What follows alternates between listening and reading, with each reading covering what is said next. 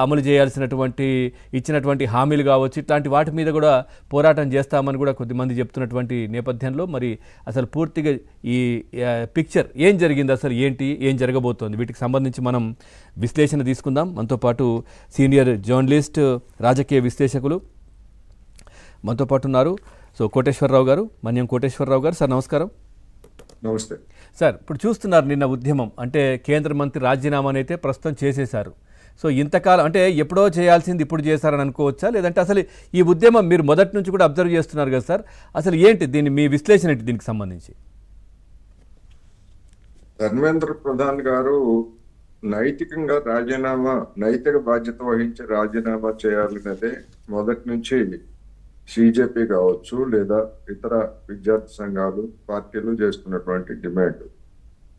ఆయన స్వయంగా లీకేజీకి బాధ్యుడని కానీ, లేకపోతే ఆయన నాయకత్వంలో ఉన్నటువంటి ఒక గుంపు ఆ విధంగా చేసిందని కానీ ఎవరు ఆరోపించలేదు.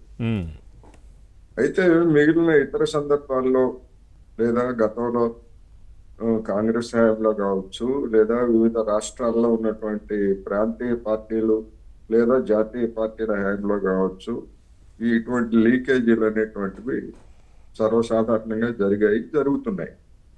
అయినప్పటికీ ఒక్కసారిగా ఈ అంశం మీద ఇప్పుడు ఎందుకు వచ్చింది అనేటువంటిది, దాన్ని కేంద్ర ప్రభుత్వం కానీ, ధర్మేంద్ర ప్రధాన్ కానీ, లేదా వీళ్ళందరికీ నాయకుడిగా ఉన్నటువంటి నరేంద్ర మోడీ కానీ పసిగట్టడంలో విఫలమయ్యారు.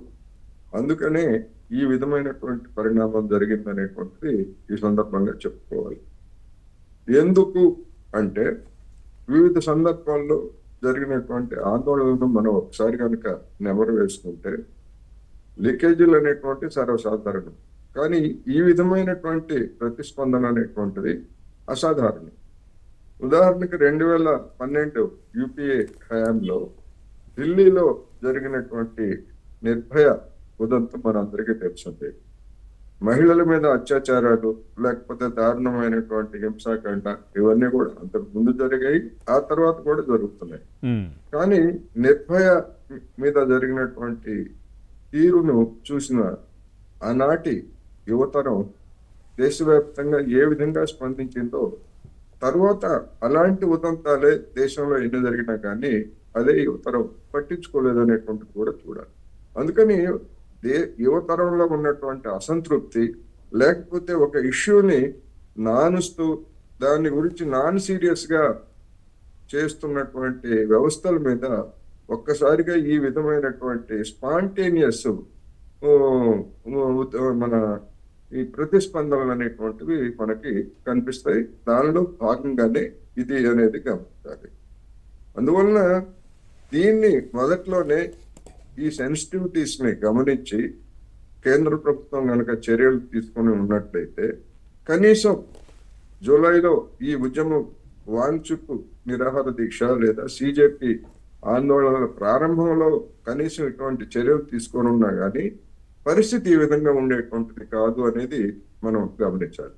అందుకని ఏదైనా వాయిదా వేసిన తర్వాత ఒకసారి పేరుకుపోయిన తర్వాత ఒక్కసారిగా మన కుటుంబాల్లో కూడా చూస్తుంటాం. మన పిల్లలు కావచ్చు లేదా యువతి యువకులు వాళ్ళని అణిచిపెట్టి లేదా వాళ్ళకి అవసరమైనటువంటి స్వేచ్ఛ ఇవ్వకపోతే, ఏదైనా ఒక చిన్న ఉదంతం జరిగినప్పుడు అసాధారణమైనటువంటి రీతిలో ప్రవర్తించేటువంటి తీరును మనం చూస్తున్నాం.